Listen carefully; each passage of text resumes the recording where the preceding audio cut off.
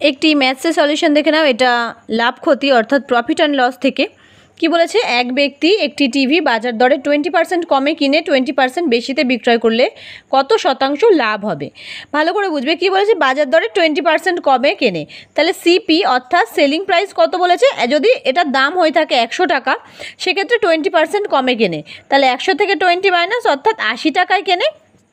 এবার কি বলেছে, 20% বেশিতে বিক্রি করে, তাহলে এসপি সেলিং প্রাইস কত হচ্ছে, 100-র ওপর আরও 20 টাকা বেশিতে, 20% বেশি, তার মানে 120 টাকায় বিক্রি করছে।